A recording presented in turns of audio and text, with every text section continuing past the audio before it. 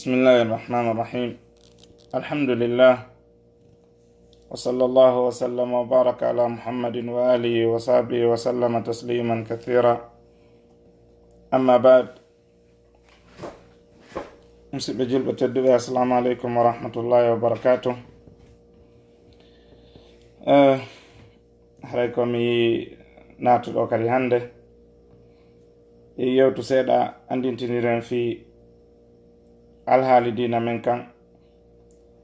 sono en yewta wiyen so tawi goɗɗum ari en arta yewten fi muɗum. haɗay ko adi konko jarnugol weltano jama on fo wonɓe participude ka page ɗo ɓen laawol kisal. tori Allah subhanahu wa taala yo waɗanɓe kisal, waɗanaɓe ɓuttu e deƴere ka ɓeygore e ka jawle. Ko non woniri kadi ɗen salmina weltano jarna ɓeɗo kipanɓe en laawol kisal. Hajja Fatmata ñippi kañumma e sukaɓe mum ɓen Umar e Muhammad Ali e jokkuɓe ɓe e karamakoɓe wonɓe nder ɗo ɓen fo. haray hande toɓɓere men nden ko yiloto ko ɗen nana konngol no yewte sowno ɓe wiya e bida moƴƴo e bida bonɗo.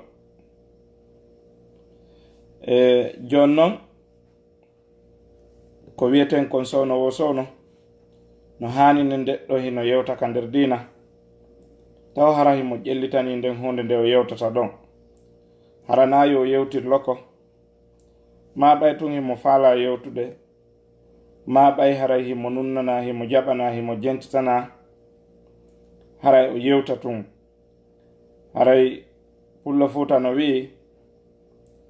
wo yewtowo sikkay nunnowo ko feetu ɗum. anda hara sa towni ɗengal ma ngal hiɗa yewtude,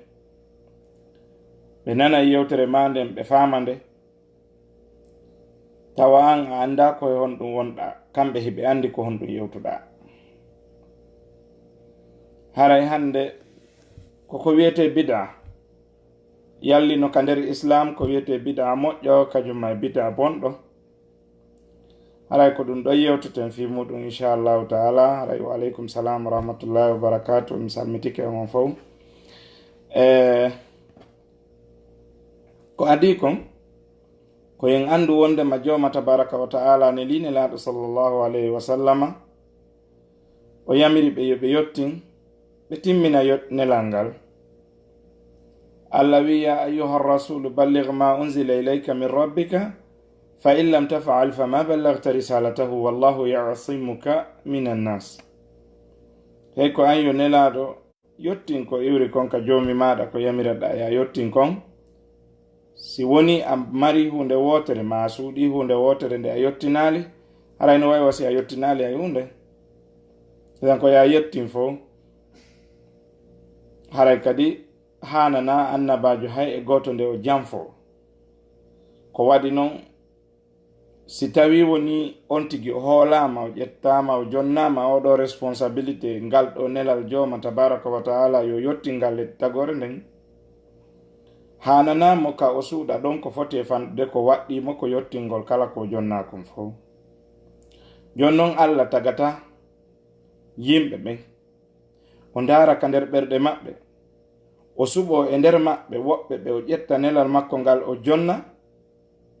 tawa himo andi si o jonni oɗo o yottinta ko nelakon. haray ɗum ɗon no metti jaɓude. ko waɗi noon si tawi woni an a insisti a wi o e nelaɓe ɓen yottinali ko ɓe nelakon, ɗum haray ko Allah joma tabaraka wa taala taho wonɗa e tukkude. ko waɗi noon a wi'i wondema Allah anda mo haani jonnude nelal ngal yottina o ƴettingal o jonningal goɗɗo janfotoɗo mo yottinta. Jon noon Allah joma tabaraka wa taala no wi Allahu a'lamu haythu yaj'alu risalatahu,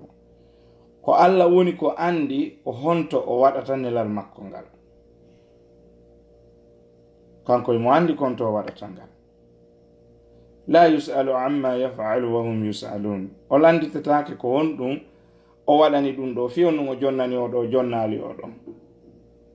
Ko jama on mari ko landitoye, goto landitotako mo kon ɗum waɗi o huwi hunde kaare. Jon noon Allah joma tabaraka wa taala suɓi nelaɗo sallallahu alayhi wa sallama o ƴettingal nelal o halfinimo yo yottingal. Nelaɗo sallallahu alayhi wa sallama ɓe yottini ha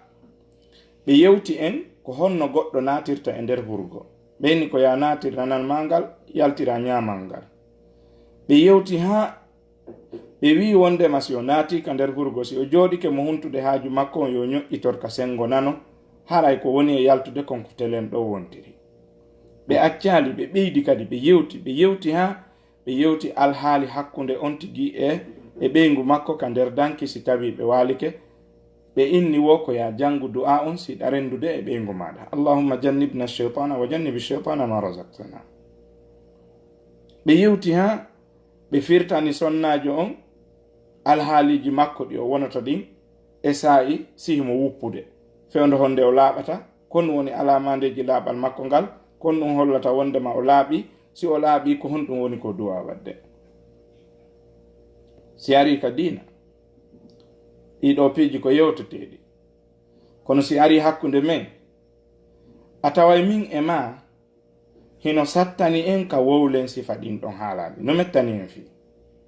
haray no sattani en, haray no teddani en, haray no wondani en e hersa, no wondani en e ɓittende pronosugol nden yewtere ɗon, wowlugol nde spéciale natugol e surface ji sonnaɓen e alhaali maɓɓe on eno ɓe wonirta noon sa'i kaɓe wuppata ɗon. Kono nelaɗo sallallahu feññini fuu ɓe maki la haya a fiddin. Wa aleykum salam wa rahmatullahi wa barakatuh. Waray mi salmitike on fo moɗon Khadija. Wa aleykum salam wa rahmatullah, suttima ɗon.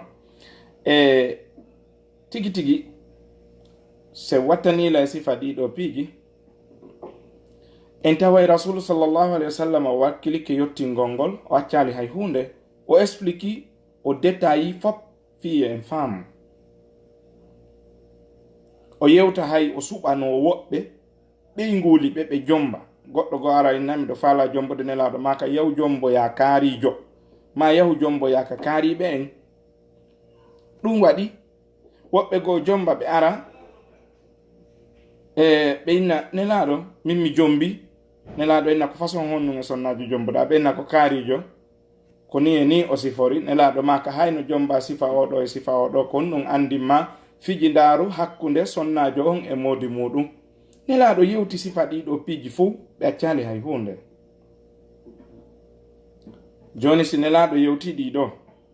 ɓe toɗɗike ɓe ɓangini ɗi piiji mettuɗi sifade ɗo, iwi e ɗum ɗo probléme ji ari defi e hoore maɓɓe kamɓe, ellaji ari yani e hoore maɓɓe kamɓe rasulu sallallahu alayhi wa sallam, ɓe feññiniɗi ɓe suuɗaɗi no jeeya e majji probléme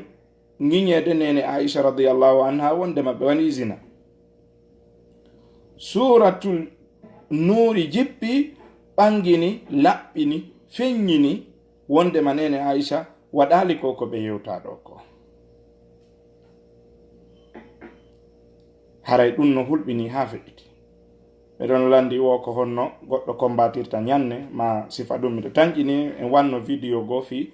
affaire ñanne e jinna, kono sen waɗali inchallah ñande go en aroyay e muɗum yewten fi alamandeji jinna ko andirte goɗɗo no wondi seytane e sifa ɗum ɗon e ko combatirta ɗum ɗon wano ɓe landori ɗon inchallah taala. Jon noon nene Aisha radiyallahu anha ɓe laɓɓina e oɗo probléme Allah joma tabaraka taala laɓɓini ɓe kamɓe o sahaba jon o maïs. Yimɓe faggitinoɓe haala kan wowli nene Aisha radiyallahu anha tukki ɓe fuu Allah ñaawi yo ɓe piye loyru 81 kala ko wiyete kon haddel qadf. Donc o yi ɗum ɗo ko probléme waɗɗo ka suudu nelaɗo sallallahu alaihi wasallam tawi kadi ko ɓeygu makko. Siko min e ma en susta wolugol ɗum ɗon, si ɓeygu men waɗi si faɗin probléme ji ma wolama e muɗum, si faɗin probléme ji ara eɗen hersani ɗum ɗon hiɗen suuɗa en faala ka wolude ɗum ɗon. Kono nelaɗo sa sallam ɓangini ɗum ɗon. Allah felimo e nokkeli go'o kadi naafigiɓe goo rasul sa sallam fokkiti waɗogol jihadi, naafigiɓe goo ari ɓe gantini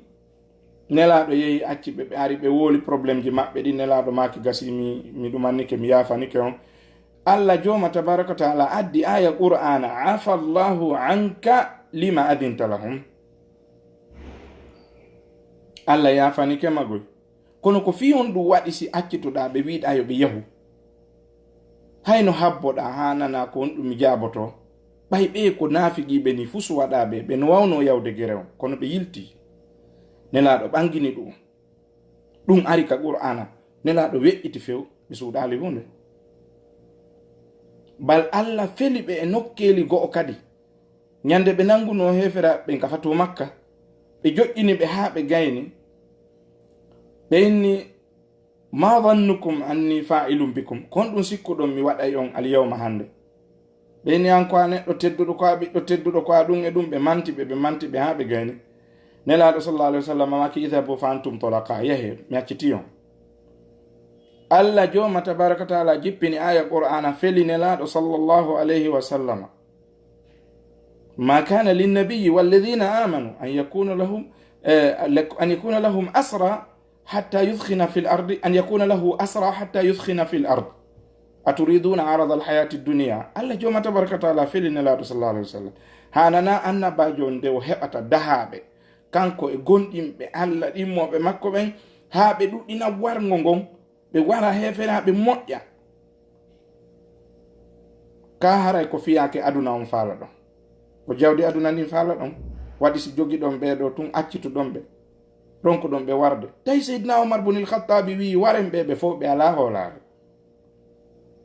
Allah wi faqatilu aimmatal kufri innahum la aymana lahum la'allahum yantahun. Ware horeɓe heferaɓe ɓe ala hoolare few. Nelaɗo ɓangini ɗum ɗo. On andi kon ɗum waɗi adduɗen ɗi exemple ji ɗo fof ko tamhid, ko udditugol dambugal ngal, hollugol toɓɓere nde fokkitanɗen nden. Ko waɗi noon yimɓe ɓen no wiide wonde bida ano woodi hara ko bida moƴƴo, bida ano woodi hara ko bida bonɗo. Donc haray si goɗɗum fuɗɗitama ka nder dina, is like rasulu sallallahu alaihi wasallam hari yewtali fi nden hunde ɗo. Kon ɗe toɓɓere ɗo wonɗen arande, kon ɗo woni sixième men on. Kono ko addirɗen ɗiɗa ko fi ha andon ko ha honto nelaɗo sallallahu alaihi wasallam wakkili feññingol diina kan ɓangina laɓɓinana jama on, holla ɓe gonga on, ƴawna ɓe e ni ɓe keferagu e yeddugol fiita ɓe naato yiite. Donc amina woɓɓe no du'ade Allah subhanahu wa ta'ala yoɓa onon kadi ko ɓure moƴƴude joddi. Donc toɓɓere nden noon joni ko fiwigol hondema bida no woodi bida moƴƴo e bida bonɗo, aslan ko honɗum wiyete bida taw. Wan noon yimɓe buyi ɓe innay ɗo bida ɗum ɗo ko bida, ɗum ɗo ko bida, ɗum ɗo ko ni e ni. Donc haray no ɗumanni woɓɓe gol andi ɗo haray mi ala fewnduɗo ka messenger tigi mi yalti ka Facebook, mi ala ton ni, mi ala ka Facebook on yilan so daɓɓitilan ka messenger on yiyatalan, hay so yilan so windanilan wata jabade par ce que mi ala ka Facebook few. Koye o page ɗo tun mi woni yerka mi sakitata yewtereji an ɗin. Haray si on tigi ha ton jini e an yewtudu golle an inchallahu taala o ɗaɓɓiray Omar en numéro ji téléphone an ɗin o contactan mi ka imo ma ɗum ka WhatsApp. Haray ko ɗon mi wata hompodirde ka messenger mi ala ton, mi ala ka Facebook hande kadi. Donc ari ɗon noon ko wiyete kon bida, yimɓe bus wowlay fi affaire bida tigi tigi ka haala arabu en firay konngol ngol e nokkele ɗiɗi. Bida ka firo arabu ka ɗengal arabu ko ɓe andi kon ko wiyete kon bida, ko kala hunde waɗande tawi hari nde ala misal kala hunde nde woni wonde won hunde waɗande hari nde ala exemple hari nde ala misal hari goɗɗo meeɗa wadde ɗum ɗon an ara waɗa ɗum ɗon no wi'e bid'a ka haala arabu tun ka haala arabu tun awayla ala ɗon ɗo wawi landade winde si tawi mi wawi jangude ɗon on tuma hara mi jaboroy toon kalawol bid'a on yentete moƴƴa dey ko ɗum waɗi sila waɗirde konngol sabu ko wonde yahande ko no luggi seeɗa so nani noon ɗo on faami explication on ka fuɗɗode ɗo firo konngol bid'a ngol sen aroyi ka sarfugol yewtere nden to on faamoye kon num mi faandi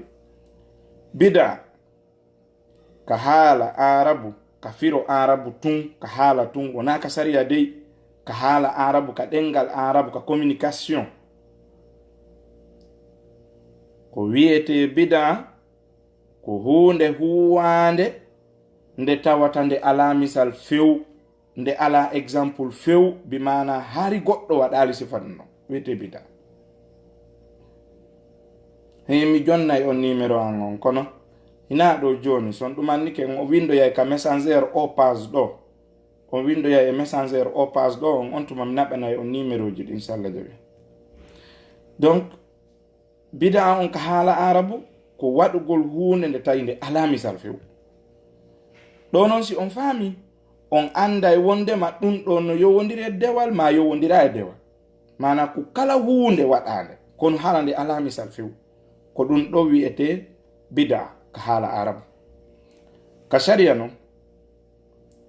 ka sharia ko waɗugol dewal konngol yankowal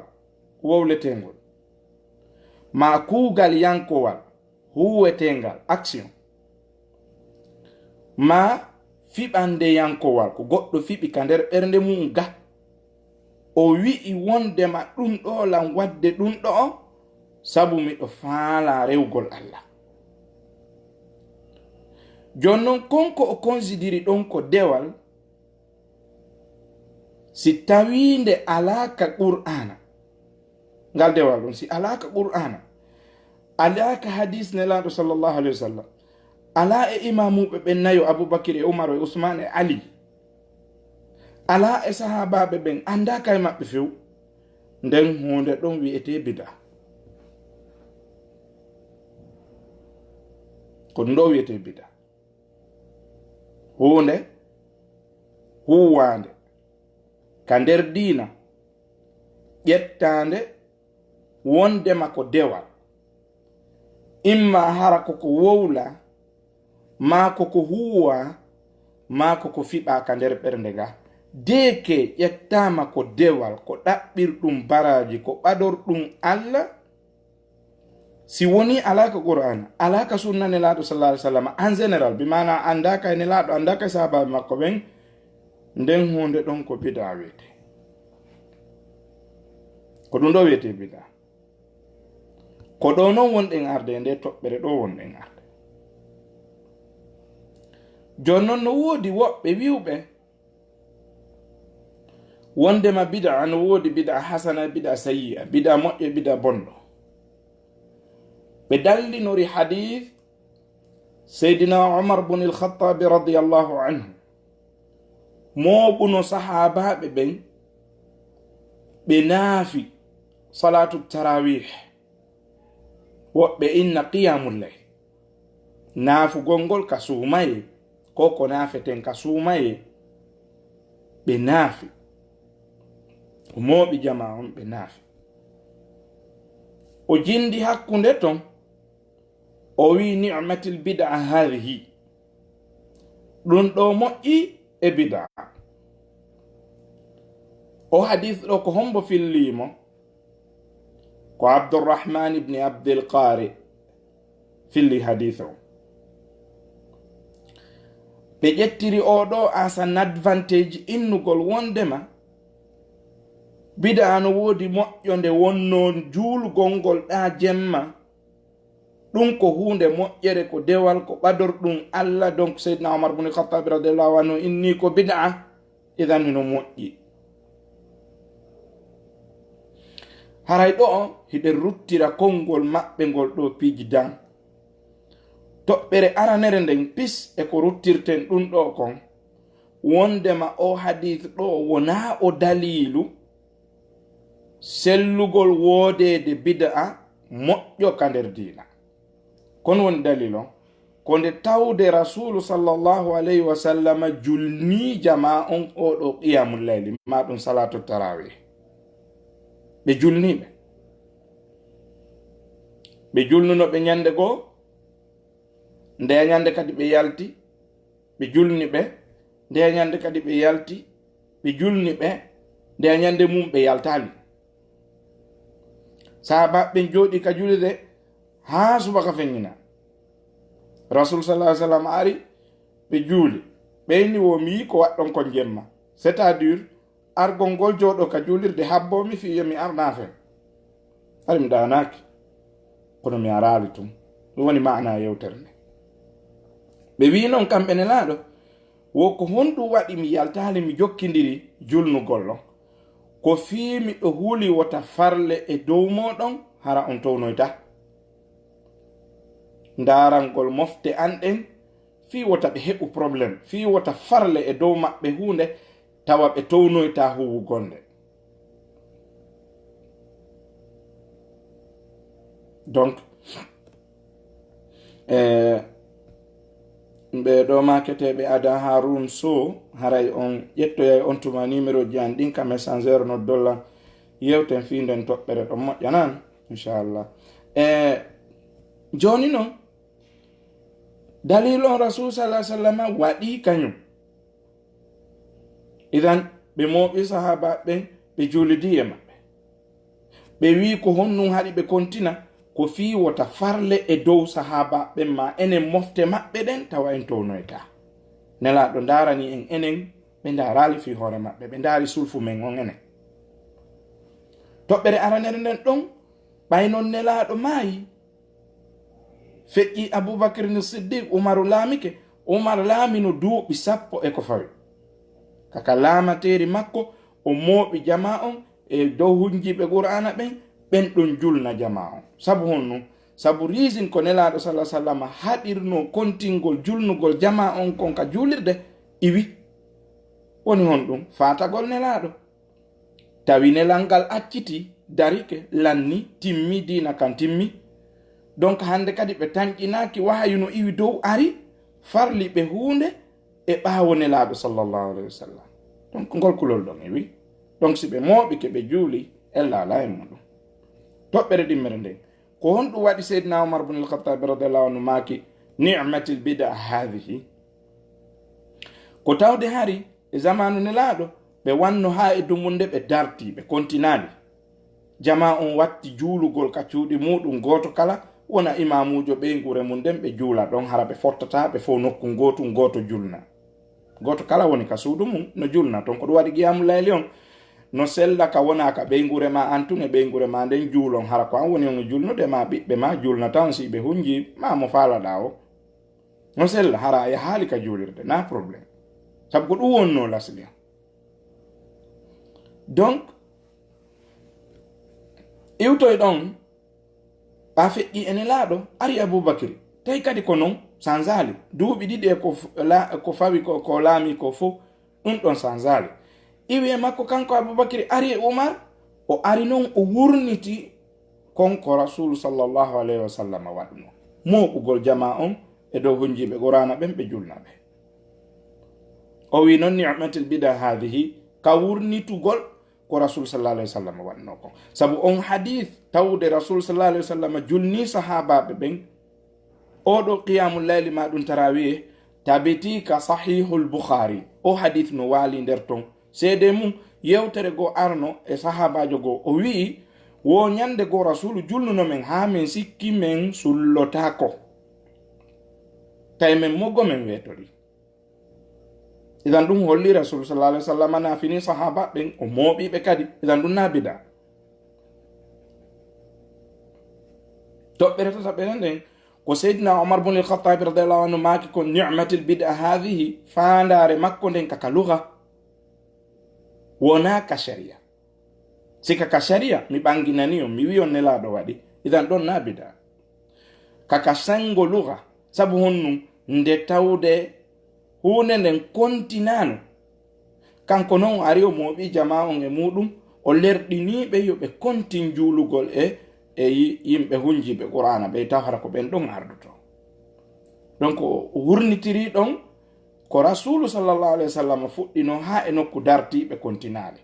toɓɓere nayaɓere nden ko ruttirten ngol konngol ɗo kon wondema jokkugol meɗen seydina omar bun al-khattabi radiallahu anhu wona bida bidalil nelaɗo sallallahu alaihi wasallam no maaki iqtadu billadaini min ba'di ñentine ɓen aroɓe ɓawanɗi ɗo homɓe aboubacre wa umar ɓe jantiɓe kadi e hadith goɓe maaki alaykum bi sunnati wa sunnati alkhulafai rashidin almahdiyina min ba'di yone dow moɗon sunnago sunna ɓen annabaɓe aroɓe e ɓen sahabaɓe an aroɓe ɓawa lontotoɓe lan aroɓe ɓawa fewuɓe fewnayɓe homɓe woni ɓen aboubacry e umar e ousmane e ali ɓeɗo nayi aɗo maki ñentin ɓeɗo ko ɗum waɗi konguɗi karamo koɓe go wi ɓeɗo nayo ko ɓe wowli fap ko ƴettete ɗum final ko ƴettete ɗum hara discussion fus ala nder ton so a yahi ka defte usul a yahi a ndaroyi gilandema e istishab ha a hewti istihsan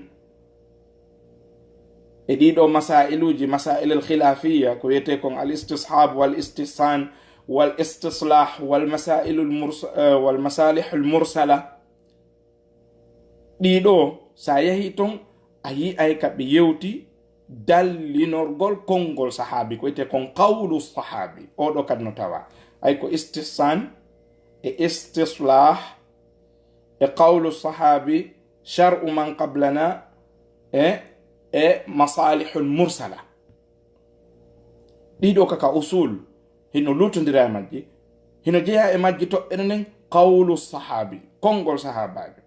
kala mo koɓe go wi ko ɓeɗo tun dallinorte ɓeɗo nayo si ɓeɗo wowli goto e maɓɓe wowluɗo wo diskititake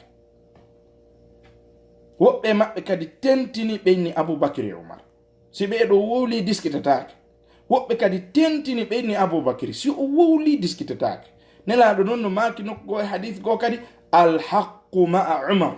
gonga on no wondi e umar si lutondirama umaru yariɗa jokkumo donc ɗum ɗo ko piiji ko tawata waɗi seydna omar bun al-khattabi radiallahu anhu wona bida waɗi wolɗo ɗum ɗo wo fama bindi nelaɗo no maki e ñentimɓeɗo naɗo maki sunna ɓeɗo won ko sunna men yo wonu sunna meɗen yen tabintinmo jokken mo gollitiren wa aleykum salam wa rahmatullahi wa barakatuh donc ɗum ɗo fuu ɓangini wondema konngol seydna omar bun al-khattabi ngo radiallahu anhu wiwugol wondema ni'matul bid'a hadihi wona bid'a ka shar ko bid'a konngol bid'a ngol ka lugha wona ka shara sika ka shar rasul sallallahu alaihi wasallam waɗi idan ɗum ɗo wiyetake bid'a itlaqan hunde jowa ɓere nden ko ruttirten konngol maɓɓe ngol dallinorgol oɗo hadith ko nde tawde hari karamukoɓe kummaluɓe e sahabaɓe nelaɗo sallallahu alaihi wasallam hino wuruno on tuma usman ibn affan no wuri ali ibn abi talib no wuri muawiyata ibn abi sufyan no wuri sayyidina muawiyata ko goto e kuttabel wahyi windanaynoɓe nelaɗo sallallahu alaihi wasallam wahyuji maɓɓe ɗin abdullah ibn mas'ud en abdullah ibn abbas en abdullah ibn zubair en abdullah ibn umar radiallahu anhu e wawɓe wano maɓɓe karamukoɓe kummaluɓe jogiiɓe gandal ino wuruno on tuma wawnoɓe wadde muarada seydina omar bun al-khattabi radiallahu anhu wiya ɗum ɗo wawata wonde ko rasul sa sallam waɗali ko nga waɗintama donc ɓanon nelaɗo wanno o waɗi o wi yoɓe waɗu discussion fus ala toon idan ko ijma'u sahaba wondema ko seydina omar bun al-khattabi radiallahu anhu waɗi kon hino selli yilto kadi ka usul ndara bab ko wiyete kon ijma'u sukuti ndara ñawore muɗum nden ɓay ko yin wolindiran gonga Sayyidina Umar bin al-Khattab radiyallahu anhu ko wadi ko wona bida abadan e ko woli kon ko bida fi lugha la fi shar. Jonno se ngani dum don arten rasul sallallahu alaihi wasallama alla joma tabaraka taala no ni nyintim o wi ati Allah wa ati ar-rasul wa lil amri minkum nyintinem o wi kadi wa ma kana lil mu'minin wala mu'minatin idha qada Allah wa rasuluhu amran an yakuna lahumul khiyaratu min amrihim wa man ya'si Allah wa rasulahu faqad dalla dalalan mubina. Hanana gondindo gorko gondindo sonnajo si Allah ene laado mo nyaawi wi yo hunde wadu nde latantoɓe suɓagol e muɗum sabu lundiɗo Allah ene laado mum o wohara o majji majjere feeñude nde suuɗaki. Joni noon nelaɗo sa sallam ma kaali bidda moƴƴo no woodi abadan e gurdam maɓɓe ɗan fof bal ɓe ruttu bida on ɓe wi man ahdatha fi amrina hadha ma laysa minhu fahuwa raddun. Kala fuɗɗuɗo ka nder dina men ɗo goɗɗum ko tawi alano e makka jentite hadith on man ahdatha kala fuɗɗuɗo fi amrina hadha e nder ka dina men ɗo ma laysa minhu waɗe ɗum ɗon bayna qawsayn o wi ma laysa minhu in brackets ma laysa minhu ko alano e makka alano e nder dina kam o waɗi ɗum tawi alano ka nder dina fa huwa raddun ko jonnitoteɗo ɗum yawmal qiyama. jonno haray en faami ɗum noon bida on ko pecce jelu feccoto ko pecce ɗiɗi ɓeɗa inni hon noon bida tun hasantum wa bida tun sayyi'a bida moƴƴo bida bonɗo wiɗen bida moƴƴo ala ko bida hasana e bida sayyi'a bida hasana ala no fecco non pecce ɗiɗi kono woni ɗen pecce ɗiɗi ko bid'atun asliya e bid'atun idafiya bida asliya e bida idafiya bida asliya bida lasliyankejo kañuma bida idafiya bida pooɗa ɗo naada nder to ko wiyete bida asliya ko ɗi ɗiɗi ko wiyete kon ashirk joni noon on shirku ɗon ko pecce jelu feccoto pecce ɗiɗi e konguɗi karamakoɓe goo pecce tati ko shirkun akbar e shirkun asgar konguɗi karamakoɓe goo shirkun akbar shirkun asgar shirkun khafi shirku ko ɗiɗo feccoto shirku jano shirku tosoko woɓɓe ni shirku jano shirku tosoko shirku suuɗiɗo ceyid joni noon so tawi en andi ɗum ɗon on ɗon ko wiyete bida asliya joni noon si ari wano joni nelaɗo sa sallam ne maki man kana halifan falyahlif billahi aw liyasmut kala wondowo yo wondiri Allah ma ɗum o deƴƴa si a wondiri ko wona Allah mi wondiri adetengal an afedengal mi wondiri niwre an kaburu mi wondiri nene an jara mi wondiri nde yitere an ɗo ma mi wondiri o ɓiɗɗo an bajjo ɗo ɗum ko fi hon ɗum waɗi tawde ko bida ko waɗi rasulu sallallahu alaihi wasallam makita en waɗu nelaɗo waɗali sahabaɓe waɗali sa wondiri ko wona Allah joni noon on bida mo waɗɗa ko shirku tosoko o yaltinta ka nder l'islam kono himo jeeya e bakkatuji jani ɗin o ɓe landi hawludu bida hawludu hunde fuɗɗitande no waɗi yewtere fi muɗum o neɓa e audio hawnaki o wawoya hendade mo inchallah taala donc ɗum ɗon si tawi a wondi ko wona Allah a waɗi ko rasul sa sallam haɗuma rasul waɗali sahabaɓe waɗali dana fuɗɗitike goɗɗum ka nder dina ko hanano waɗede on ɗo wondugol ko wona Allah ko shirku tosoko shirku jano on hino ton kañum kadi ko yaltinta e l'islam bonna golle feƴƴude ɗe nde fop majje ɗum ɗo wiyete bida asliya. Wa alaikum salam wa rahmatullahi wa barakatuh. jonnon ko wiyete ko bida idafiya bida poɗaɗo naada ko bida mo tata eno wondi e konngol, no wondi e jantawol, no wondi e adadu yimɓe, no wondi e nokkure, no wondi e adadu baraji, wiyete bida idafiya. Masalan joni yimɓe moɓodira ɓeyna fotten ka julirde hakkunde alansara e futuro, moɓoɗen ɗon, wirdoɗen, jangen tel hunde embere adaduji tel, dottugol ka julirde, dottugol yimɓe ɓen, dottugol adaduji ko jangete kon, dottugol saayi jangete nden, dottugol embere baraji heɓotoɗi ɗin, si woni ɗum ɗo kaka deftere Allah ka sunna nelaɗo ƴetta, haray koyo waɗi discussion ala ton wano sunna nelaɗo on holliri noon ka wangagol ka suudu Kaaba ko laabi jeɗɗi, Safa e Marwa ko laabi jeɗɗi e ko waywano muɗum, wagutuji ɗin ko wagutuji 5, wagutu fana ko darɗe 4, alansara ko darɗe 4, futuro ko 3, subaka ko 2, wa hakaza geƴe ko 4. si tawi ko non tabitiri hara koye golle discussion fu sala nder to, kono sa an a ƴetti ka hakkille ma a jokki goɗɗo goo, a yahi a addi sifa on ɗon ide, a joɗɗini e juulirde, a mooɓi yimɓe, on jooɗike ɗon, on wirdike embere ko faala ɗo wo, on waɗi adaduji mon ɗin, on waɗi leero on waɗi nokkure nden, on waɗi noone no waɗirte non, on waɗi baraji heɓotoɗi ɗin. Si tawi no luutodiri e qur'ana e sunna wiyetake dewa, ko wiyete ko bida, ko wannilaaɗo maki man aanal bidata fakat hadama sunna, kala wallitiɗo no bida wurira raw yirbini sunna o.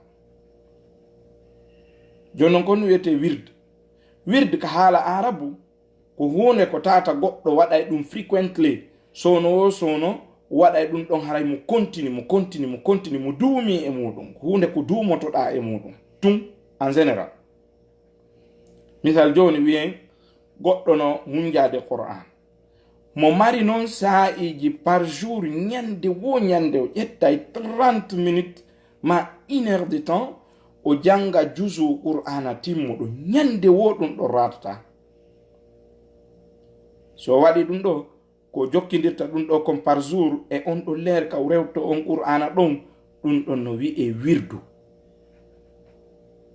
joni noon goɗɗo yalti to yayɗa joni na way joni noon ko on ɗo rewto Qur'ana on kon ɗon kadi ko ɓidawa ɓay o waɗi ɗum ɗon ko tan o waɗi leer ka waɗata, o waɗi ñalaɗen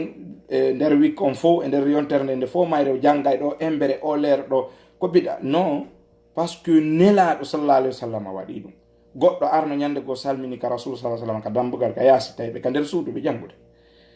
o salmini ɓe salmiti ɓe yaltali, ɓe inni lan jogi juzu Qur'ana, mi ɓurnata on ɗon e hoore juzu Qur'ana on, ɓe gaynti ko ɓe jangata kon ɓe yalti. Imam Ahmad ibn Hanbal Ash-Shaybani rahimahullah, imamujo goto e imamu ɓe ahli sunna wal jamaa ɓen, waɗi ɗum, o marno wirdu makko tan nde o jangata Qur'an. Imam Malik ibn Anas rahimahullah al-Asbahi, imamu daril hijra, o waɗi ɗum, laatotono e suuma e be suuma e suuma e darike, o darnayno darsuji makko ɗin fop, o inna nduɗo ko lewru Qur'ana, goto kala yiltito e Qur'ana mo on o janga mo ha suuma e on mayo. idan imamuɓe men ɓe waɗi ɗum ɗon en diskitata ɗum. kono an ko waɗɗaɗa ko mawludu nabi ko ɓe waɗi on wirdu ko waɗɗa ɗon ko moɓidirgol jama on hakkunde alansara e futuro ma suɓa yumɓe yogaɓe joɗotoɓe waɗa kurungol moɓo janga embere ɗum ɗo e adaduji wirdu ɓe waɗi la wallah waɗa fiyono ɓe andano ɗum, kamɓe ɓe andano ɗum ɗon ko dewa bal eɓɓunoɓe waɗugol ɗum ɓe seydna Abdullah ibn Mas'ud radiyallahu anhu o yawno haɗi ɓe ka juulirde, o inni tawi woni on addi ɗum ɗo tawi ko diina, haray on nodditike wonde mahi ɗon andi ɓuri sahabaɓe nelaɗo ɓen sallallahu alayhi wa sallam. si tawile on wi'i wona diina, haray fellite onon ɗo on jeyaka e ɓen wiwnoɓe ɓe gonɗini amanu, ɓe gonɗini ɓe ñentini nelaɗo sallallahu alayhi wa sallam, ɓe lundotako mo. haray lundike ɓen ɗo sabu on fuɗɗike ɗo hunde hay mirankine laaɗo ɗin lannali bonde hay conci maɓɓe ɗi ɓe acci ɗi lannali taw onon on fuɗɗike nde ɗo hunde ko ɗon ɓe sakaka julirde ɗon tawi ɓe inna goɗɗo waɗu ɗum ɗo embere ɗum ɗo on ɗon ɓe wiya la ilaha illallah embere ɗum alhamdulillah embere ɗum allahu akbar embere ɗum ɓe ari ɓe haɗi ɓe waɗi alano toon sahabaɓe gandano fi ɗum ɗon kono kamɓe ɓe aƴorta wondema ɗum ɗon kaka dina woni taw sahabaɓe nelaɗo ɓen sallallahu alayhi wa sallam ɓe andani noon joni noon nelaɗo sa sallam maki man amila amalan laysa alayhi amruna fahuwa raddun huuɗo gollal ngal tawi yamirore amen ala e mum wo o jonni toytiri no yawmal qiyama o heɓata baraji muɗum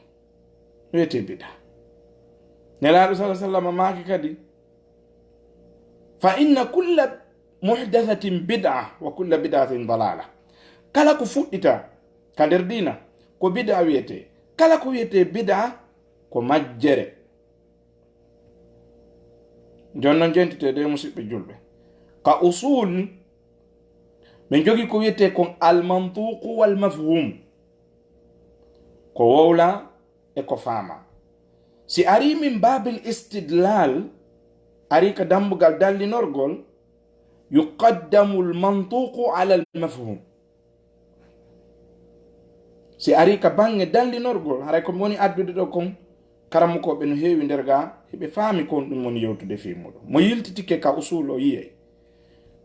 mantuq ko wowla kon ardinte e dow mafhum on ko faama kon hay enen ka pular meɗen ko ɗum jaɓɗe fi on ɗum dalil on en wiyay filliti ko wolnoɗa kon a wiyata goɗɗo filliti ko famunoɗa wiyata ko filliti ko wolnoɗa kono wowlali hay fus ko faami tun innamo yo fillito hina yewtere wonɗon sakkona inna enen an kon ɗum famuɗa min ko hunde karin faami kon ɗum famuɗa ɗum ɗon no serte ka dalil si ari ka dalil koko wuula kon landete ko won ɗum nde o wino ko hunde kaare o wino ɓenna ko woli kon no laaɓi ko noon faami mo faamu bongo no humuda ala nder toon jiɓa e fus ala toon koɗo waɗi karamo ko ɓe wi almantuqu yuqaddamu ala almafhum o wowla kon ardinte e dow ko faama waɗi noon an haqqille ma ɗen no fanɗi faamu ma on no fanɗi a wata faamude piiji ɗin foppu goɗɗum no wooda faama faamu bongo hara yewtere nde no laaɓi pos joni noon arten e rewtere nelaɗo nden sallallahu alaihi wa sallam ndaare ka dambugal ko rasul sa sallam maki kullu bid'atin dalala ƴette konngol kullu on tun ƴettoto yiltite ka alfadul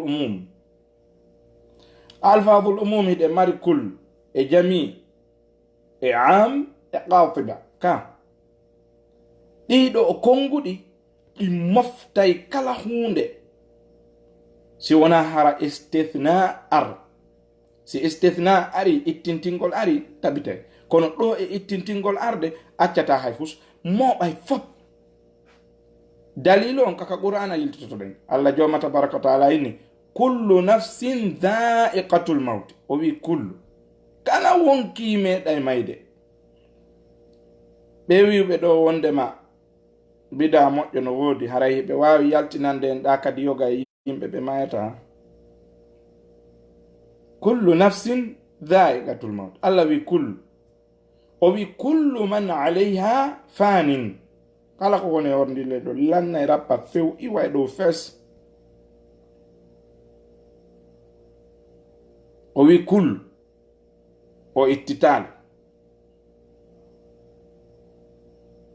donc si tawi woni kullu ari ma am ari ma jami' ari ma qatiba ari si ɗum ɗo ari moɓay fop si wona hara ittintin nokkugo si ittintinali moɓay fof moɓay fop ɓeɗo maki haray ɓe yiɗi lan fi Allah haray min kadi mi ɓeydiri on fi Allah yalla yoɓon ko ɓuure moƴƴude ciɗen ha ɓoya juuta jasakumullahu khairan wa baraka fikum donc moɓay piiji ɗin fuu accata fus ko ɗo waɗi nelaɗo maki kullu bid'atin dalala nelaɗo maki man ahdatha fi amrina hadha ma laysa minhu kala fuɗɗuɗo ka nder dina men ɗo hunde ko alano ton si o maayi o tuubali e mum fa huwa raddun o jonnitoyte ɗum heɓata waraji muɗum abadan allah yoɓatamo fi ɗum noon o waɗi noon allah yettuno en ka lawɗi o wi jokke nelaɗo fama atakum rasulu fa khuduhu wama nahakum anhu fantahu nelaɗo ma kañum sem sifa ɗum ɗon ka hadith fama ataytukum bihi fama amartukum bihi fa atu minhu mastatatum wama nahaytukum anhu fantahu kala komi yamiri on arde e mum embere no wawirɗon noon komi haɗi o wo pottite kono goɗɗo ardata ɗo yetto e wondema bida sana no modi bida moƴƴo no woodi tawi jonnon no gasa goɗɗo landito ɗo enen sal haray courant otoje étage ji ciment avion je climatiseur ji sifa ɗiɗo piiji haray ɗum ɗo ko honno ɗum ɗo innete ɗum ɗo innetake bida si wi'ete bida haray ka sengo luga wona ka sengo sharia fi hon ɗum ko nde tawde moƴƴingol ɗum ɗo o yowodira e dewal few ko ɗum waɗi darnitagol juulirde nelaɗo nden sallllahu alayhi wa sallam labinande waɗande siman yeɗɗuɗo ma ɗum none e ko waywa siman darnande moƴƴina pentira moƴƴina labina ñeña nder ton ko seydina uthman bnu affan radiallahu anhu adi wadde ɗum ɗo seydina uthman bnu affan radiallahu anhu adi wadde ɗum ɗon kono sahabaɓe wurnoɓe ɓen fop en ɗon zamanu gila e seydina ali ibn abi talib radiallahu anhu ha e sakkitiɗo hay goto arali wimo contraire ɗum ɗo wondema ko waɗɗa ɗo kon na ko hani kono ndaare tuma ko hana kon wanno karamo koɓɓen fop hawtituno ɓe kondenmi ɗum ɗon nde wotere nde oya arno lanci sera juulirde nelaɗo nden sallllahu alayhi wa sallam o yangi ha gaburu on natode nder ton lamɗon karamo koɓɓen fop hawtituno ɓe kondenmi idea on par ce que ɗum tawi o addi ella njano kono haray ɓe tawano ka ñande mi wanno yewtere nden ɗon si ɓe yiltitike ɗi vidéo ji hanka lawol kisal ga ɓe wawo yayiwde yewtere nde mi wanno nden fi ko yowodiri e juulirde nelaɗo nden sallllahu alayhi wa sallam ko honno o qabru natiri ka juulirde nelaɗo sallllahu alayhi wa sallam yalli ɗum ɗon no yoni ko dallinore fi wiwgol wondema goɗɗo yo juulu e nder juulirde ka qabru woni ɗo waɗi yewtere nden toon si on ti yiltitike ka lawol kisal o yiyay so yiyali yo lando Omar en e Muhammad Ali en ɓe holla e mo donc nde on ɗon kanko o wanno ɗum ɗon o yanñi juulirde nden qabrunelaɗon sa sallam naati karamo koɓɓen fuu ɓe salino ɗum ɗon ɓe kondenmi ɓe ɓangini kadi añugol maɓɓe hunde nden ɓe ɓangini wondema enele ɗum ɗo wonani haniri hay fi kala ko an woni lanɗo min ala dole ma min wata lancude ɗum ɗo min artira haray min ala feere muɗum kono tigi tigi ɗum ɗo do hana kono ɗum ɗa ko seydina ousmane bne affan radiallahu anhu wanno ko hay goto waɗanomo contraire muɗum fi hon ɗum nde tawde hiɓe andi na ko yowodiri e dewal bal ko tatawuru waɗi annaw lutata ɗaragol nokkum gotum ñande o ɓeydoto pinal ngal ɓeydoto piiji ɗin ɓeydo piiji labari wana o sahi mo wuruɗen ɗo ni si enen ɗo en feƴƴi ɓawa duuɓi 50 temdere ɗo kadi woɓɓe go aroya e ɗo ɓenna mama soroɓe men ɓen ko ni ɓe wurirno kono ndaari jakata e hontuma hari hay ɓe yarali yeeso moƴƴa tawa programme ji go kesi kadi yaltiɗi enen no gasa Allah joma tabaraka taala tawnoyta en ɗi wano wonɗen e siforde nen fi mawɓe meɗen ɓen ɓawa ɗo ɓawa duuɓi 50 temdere ɓawo no ɓe wonirno inne moodi ɓe wurno e zamanu ko tawi ɗuma naaki pinal ala ɗuma avantage sifa ɗin piiji e ɗuma tatawuru waɗali civilisation ala e sifa ɗum mais joni enen heeɓi civilisation woɓɓe goo aroyoɓe kadi heɓoya e civilisation kadi ɓuri oɗo ɗum ɗo ko daiman ko sunnatullahi fil kawn ko ɗon Allah jomata barka taala waɗata ɗum ɗo toujours ɓeydoto woni ɓeydoto ha nde ñande nde dargal ngal no daroyo anna on ɗo lanna tawa kange e kaalisi jaman e ɗin piiji fof waaloto e kene ɗo tawa ala haaje muɗum tawa ala haaje muɗum aroyay sa e tawa ala jonneteɗo zakka par ce que fuu no alɗini idan ko noon ɗum ɗo darata ko nokku gotum mais a wata ƴettude ɗum ɗo waɗamo karana e diina wiya ɗum ɗo ko dew na dewal ni ɗum ɗo ko fii no neɗɗo on wawira wurirgol gurdam makko ɗan deeƴa gurdam makko ɗan ɓuuɓa e o wuura e noone gurdal labbaɗan ko Allah waɗi ɗum ɗon o wi en waɗu ɗum ɗo ko hani kon ye rewmo ɗoftoɗen mo waɗen ko wi en kon o waɗana en ko faalaɗen kon bal o eltana en piiji ɗi fof ɗi iwtira ɓaawo meɗen kanko elti ɗum ɗo fof ko ɗum waɗi o yettinoke o inni heferaɓe ɓe andi fiyake affaire gurdam aduna yalamuna zahiran min alhayati dunia wa hum anil akhirati hum ghafiluna o ɓanginani en ɗum o yilti kadi o wiyen qul siru fil ard yahe ka leydi ndaroyon alhaaliji ɗin noneji ɗin no wayno o wi kadi qul inzuru ma fi samawati wal ard yahe ndaroyon kowoni ka samanuje ka leydi honde sa wayten ƴawde doga na malayka arantay ko avion ka idan o waɗani en ɗum ɗon kay noone no tawata ɗen avion je kadi wawete moƴƴinede ɗum ɗon kadi ƴette naɓa en doga kanko tagani en ɗum ɗo fop ko ɗum waɗi so wi allahu khaliqu kulli shay hay golle men ɗe golleten ɗo ɗen ko joma tabaraka taala woni ko tagi ɗe donc a wata ƴettude ɗum ɗon inna awa tafugol avion wal ko bida na bidano ɗum na dewal few wiɗen bid'a koko tawata kon huwama ɗaɓɓira ɓattal e Allah subhanahu wa ta'ala bas ɗaɓɓira baraji ko ndo wiyete dewal joni noon si hawrodiri e qur'ana e sunna halas si tawi woppodiri ɗo wiyete ko fuɗɗita wannoon hanaka woppodiren e rasul sallallahu alaihi wasallam waɗi noon rasul yottin ha ɓe dari makkatal mukarrama hajjatul wada hajju waynare ɓe dari ɓe wi ala hal ballagtu enen yottini qalu naam ballagta ɓe wi hiya yottini nelaɗo maki allahumma ashhad allah wonanan seede wondema mi yottini ɓe waɗi ɗum laabi tati ɓe wasi jama on ɓe yilti ɓe inni kadi fal yuballighi shahidi alghaiba yo yottin tawaɗo on ga e on mo tawaka faruba muballighin aw'a min as-sami'i no gasa yottinaɗo e mum on faamay o jaɓa tabita ka haqqille makko ɓuri hay tawanoɗo ndarede musidɓe julɓe rasul sallallahu alaihi wasallam ɓe yottini ha ka dande mayde hiɓe waali ka danki hiɓe nawnare mbaru kaɓe nawnare nde ɓe maayi e mum nden si wonino ha ɓe faɗɗama ɓe ɗiwti ɓe ƴettay no misuwarum tawi ɓe addana lincum kum ɓe ɓuɓɓina kum ɓe wallina kum katinde ɗo ɓe maka la ilaha illa llahu inna lil mawti la sakara mi seedike reweteɗo alasi wona gonga emba mayde no mari ko wiyete haaɗeki ɓe wolayno ɗum kono e nder muɗum kadi ɓe yottini si ɓe faɗɗanoma ɓe ɗiwti ɓe inna ala la tattakhidhu qabri wathanan yu'badu min dunillah ishtadda ghadaba allahi ala alyahudi wannasara alladhina ittakhadhu qubura anbiya'ihim masajida mi haɗi on dey wota on jogo kaburu an on ka rewete sabu tabiti satti tikkere allah joma tabaraka taala e dow alyahuda e annasara jogitiɓe kaburuji annabaɓe maɓɓe ɓen ka rewete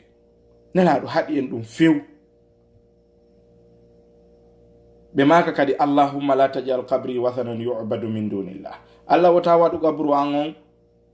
reweteɗo ko wori allah subhanahu wa ta'ala nelaɗo no waali ene fi maydo eɓe yottinde ɗum ɗo goɗɗo no wawi ka heɓa hakkil kañum e gandal e faamu e ƴoyre e andugol bindi e faamugol sunna e faamugol qur'ana ɓura sahabaɓe ɓen ha wara o yeeto en wondema sunna hino woodi on no wiyete bida no woodi bida hasana bida moƴƴo min ayna laka hada kon to ittuɗa ɗum hada la yaqulu bihi illa jahil alladhi la yarji'u ila nusus ash-shari'a wala ta ɗum sina neɗɗo majjuɗo mo tata yiltotako e nassuji sharia o ete nas ko qur'ana ma sunna selluɗo sina ɗum si tawi on tigi woli ɗum yo addu dalil qati mo tata oɗo dalil on a watamo firde nokkel ɗiɗi ko hunde wotere fitatama sifa ko men addi kon ɗo man ahdatha fi amrina hadha ma laysa minhu fa huwa raddun a watamo firde noneji ɗiɗi man amila amalan laysa alayhi amruna fa huwa raddun ko ɗum ɗo tu watamo firde a watamo firde noneji ɗiɗi yahtamilu kada o yahtamilu kada ihtimalatuji ala e makko few ɗum no serti o aya ka Allah subhanahu wa ta'ala wi honno wiyete wal mutallaqatu yatarabbasna bi anfusihinna thalathata quru o wi thalathata quru'in oɗo yahtamil alhayd wa yahtamil at-tuhur no wawi wonde ko fiilaye on ino wawi wonde ko laaɓangal wiyete thalathata quru kono si wiyama ko nas qati o firata si wona hunde wotere faman lam yajid fa siyamu 3 ayamin fi lhajji wa 7 idha raja'tum tilka 10 kamila ko wiɗon tilka 10 kamila ɗeɗo ko 10 timmuɗe a wata firde ɗum ɗon si wona ɗum ko ɗum ɗon tu watade firde aya on la yahtamil qawlain ko hunde wotere pet ala ihtimalat joni noon ko sifan ɗon addata nas qati mo tata oɗo a watamo firde noneji ko hunde wotere firata ara tabintinaname wondema sunna moƴƴo no woodi amin bida moƴƴo no woodi ma bida keso no woodi wono karamo koɓe bus rutti ɗum ɗo samahatu cheikh abdoulaziz bin baz docteur salih el fawzan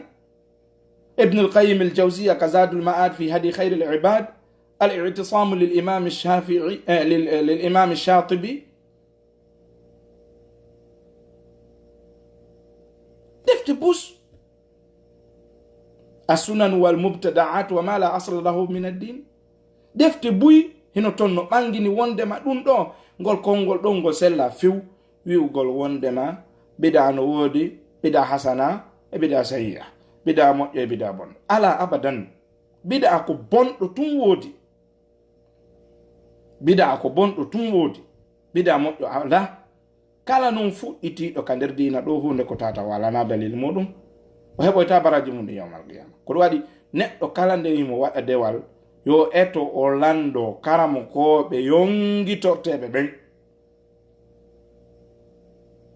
ko nayo yaw tun o yiya ɗo goɗɗo ɗo wiya ɗo tun qala llahu qala rasul o inne o yawo lando ɗon o ƴetta ɗum fi man habba wa dabba o wa o yayo ka hatibi laylin wano o yaka wino noon ka magamatul hariri watenowo jemma o andata ko leggal on numo ƴetti dan yo eto ha o heɓa ko selli kon wona yo jaɓɓu wonde huɗo ɗatal sakkitorɗo mo ko kañum jeeymo ha goɗɗo go kadi ara on kadi wo he dara noon o yande a ñande mi jentitinomo kono oɗo kay nande tippuɗo e gonga dey an koye ɗum tu wurata yahu janga my friend yahu ɗaɓɓitoya gonga on antigi ɓeɗo wona maasi ɓe jangi ɓe finaɓe tawiɓe andi yahu jangoya yaha sendidira ɓeɗo ɗo noon ɗiɗo anda ko hombo e maɓɓe ɓuri marde gonga jogoɗa gonga on tertoɗaɓe ɓe ɗiɗo no ta ko gonga on jogiɗa na kamɓe ko ɗo waɗi wiwɗo jokka wo haray o moƴƴinaɓe na yo wiye a jokkumo ko yo wuulu jentoɗa sa tawi ko gonga waali ɗo ƴettu gonga on kombo noon andata gonga on ko neɗɗo wonɗo e jangude on waɗi noon goto kala no wawi wolde haala kan hino weeli hino faamo halas donc haray ɗum hakkil jaɓata ɗo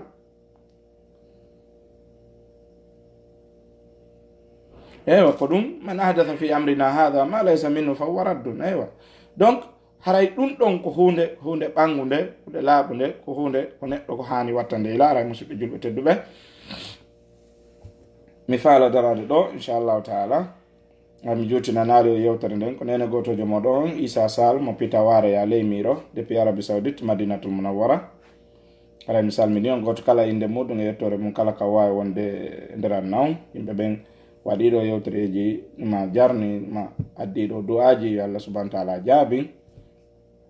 e ɓeɗo landi e man sanna sunnatan hasanatan falahu ajruha wa ajru man amila biha ومن سن سنة سيئة فله وزرها وزر من عمل بها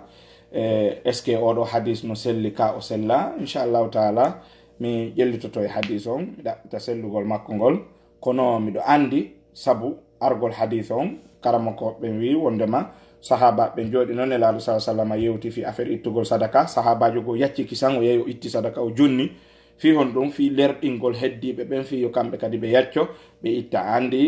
hiɗe mari ɗum ka sharia on no jaɓi ɗum ɗon misal joni en tatto nayo jowo sappo hiɗen jooɗi nokku gotum patron joni meɗen mo mari mbuɗi moƴƴano joni noon hiɗen jogui goɗɗo nawnuɗo waali ma miskino mo ala few kono mo mari haaju wano ɓe mo jibinana kono ala moyen joni noon halden ɗo joni en vertu naɓanen mo min mi ala mi taskito noon joni mi tawa an hiɗa mari mbuɗi moƴƴa mi tawa si min mi itti buyi a daraylan joni na he si oɗo itti buyi kono noon hatta min kadi mi itta buyi tawa anni e an ko fiyo o to heɓu mbuɗi buyi simi itti ɗo mi wallini buyi fiyo an ya ittu buyi ka sariya islam ɗum ɗon no jaɓa sahaba ɓen noon ɓe waɗidirayno ɗum ɓe adodira e waɗugol moƴƴereji wano seydina omar bun al-khattabi radiallahu anhu feccirno jawdi mum ndin e feccere addi inni hande si allah jaɓi so o ɓurali aboubacry hande o ɓuratamo ha ñande nden ñande seydina aboubacry addi jawdi mum ndin fop nelaɗo maki aboubacry kon non accanɗa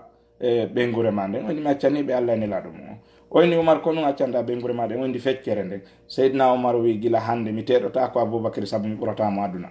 donc on concurrence no woduno e zamanuji sahaba ɓen oɗo hadith ko sabu ɗum o arani sahabajo on ittu hunde nden o jonni ha o gayni fiyo ɓeya kañum kadi adodir ɓe waɗa moƴƴere nden idan hada shay'un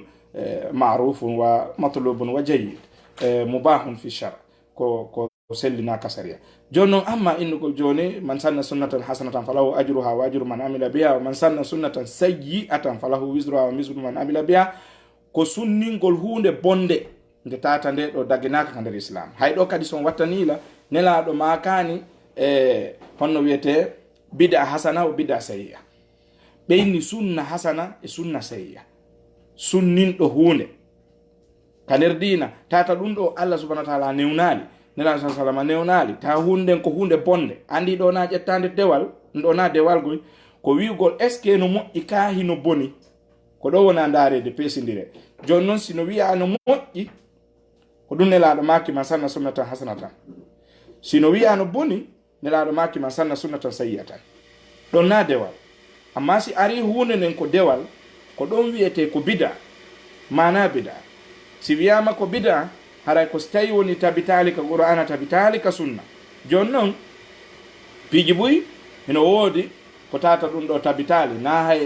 e nelaɗo sa sallam na hay seydina aboubacry no siddiq na oumar na ousmane na ali wona sahaba ɓen sappo weltindiraɓe natugol aljanna ɓen wona ɓe badiri wona tigi tigi e sahaba ɓen fo ko noon woniri kadi tabita haray imamuɓe ɓen nayo imamuɓe ɓe anduɗen ɗo ɓen imam abou hanifata nu'man bin thabit al kufi e imam malik bin anas al asbahi imam malik e imam ahmad bin hanbal e imam muhammad bin idris shafii tawa tabita e ɓeɗo few kono tawa yimɓe ɓen no wadde hunde nden donc sa daari a tawa hunde nden yani si ari ka sengo belamma wonki ɓena ko maliki men jokki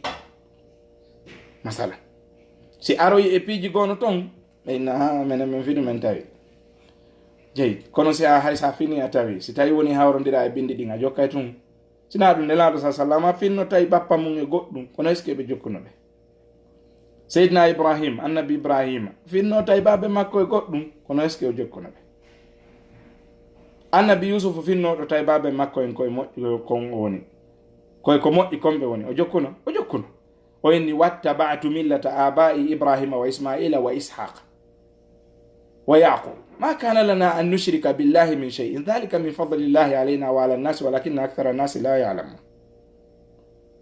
donc no woodi nde jokkata goɗɗo si tawi hawrodiri ko ari kon kasaria ko ɗum waɗi si allah subhanahu wa ta'ala inni o wi ka ayawal fi mawɓe ɓen ɗa o inni wa sahibuhuma fi dunya ma'rufan o wi wattabi sabila man anaba ilayya si ari ka affaire aduna wa sahibuhuma fi dunya ma'rufan wondire maɓɓe ka aduna no moƴƴiri o wi si ari ka lahara wattabi sabila man anaba ilayya jokku lawol jokkuɗo lawol angol ɗon o wiyaali a jokku mawɓe maɓe woni jokku laawol jokkuɗo laawol angol wo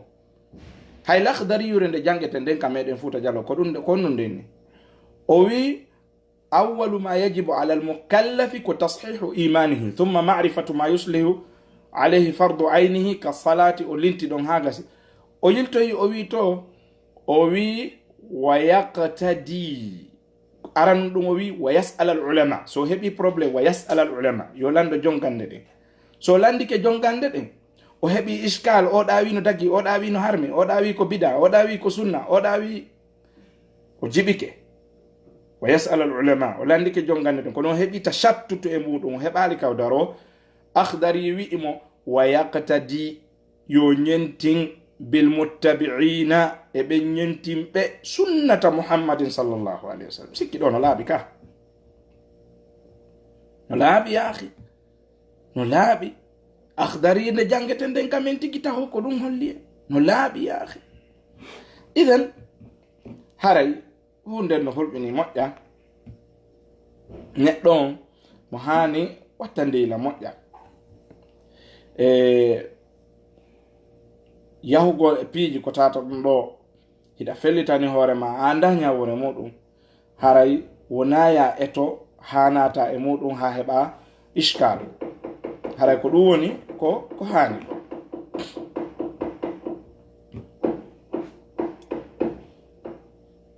wano minniri noon ɓe landiti lan fayin si tawi hadis o no selli minni mi anditali taho deftere nden ka waali ɗon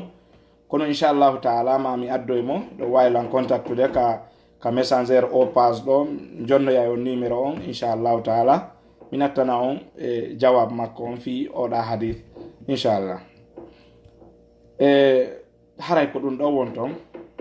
ɓe woɓɓe goo no landino fi probléme affaire jinna e ɗuma ko waywano mum haray ɗum ɗon ko hunde ko tata ko privé maɓɓe ɓe wawaylan contactude ka numéro an min yewta fi ɗum ɗon ɓurini inchallahu taala si ari noon ko yewtoygol fi affaire jinna ala mandeji muɗum no nangirta sikki mi waɗi no nde yewtere neɓu ɗum seeɗa si o yiltitoyke vidéo ji an goo ka lawol kisal ton ma on yiw on titre ɗon si tawina mi yejjiti si tawile ari o ala fiw haray inchallahu taala so on waɗilan notify on andinila wondema on hawrole makko mi waɗanoya on yewtere fi ala mandeji ko jinna nangirta e ko honɗum e noneje nawnaje won ton e hoore e none no wona e ñawdirede noon ko honɓe woni ñawdude ko honno andorta tigi on haray ɓe ñawdoɓe ɗo no yaadi e sariyaji ko wallina kon ɓe ɗo kadi yaada e sariyaji ko wallina kon ko waɗi noon defte ɗen no winda docteur Wahid ibn Abdissalam Bali en e wawɓe ano maɓɓe hino windi defte fi ñawdirɗe docteur Salil Fawzan no windi karamokoɓe goo kañum kadi hino windi ɓangini shurutuji ɗin no waali en ɓanginayi ɗum ɗon laɓɓinen ha laaɓa poy saabu woɓɓe goo hino heɓa on probléme ɗon ɓe heɓa nawnare jinna nden ɓe immoɓe yahka yimɓe ɓe tata wona ɓen ɗo woni ɗaɓɓa ɓen en landoɓe mbuɗi dongal 4 millions 10 millions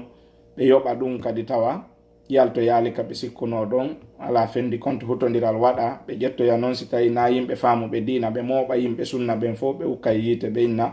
yimɓe sunna ɓen fof ko bomɓe min mi huwodiriɗo e goɗɗo moƴƴaki yan ainsi de suite tawa ɓe sendidirali cukki e gara ɓe mooɓi fof ɓe haykoyi hara wona no wonno ko haniri haray miɗo faala yondinorde ɗum ɗon fiwota mi juutin jogitagol on ka ligne haray question ji heddi ɗin faaloyaɓe o on tuma no wawi tawde lan ka privé an inchallah ka whatsapp e ka imo so noddi lan ko saɗi ko toli 24 heures sur 24 haray ko fimoɗo mi wonani ɗo هذا وصلى الله وسلم وبارك على محمد وآله وصحبه وسلم تسليما كثيرا سبحانك اللهم وبحمدك أشهد أن لا إله إلا الله وأستغفرك وأتوب إليك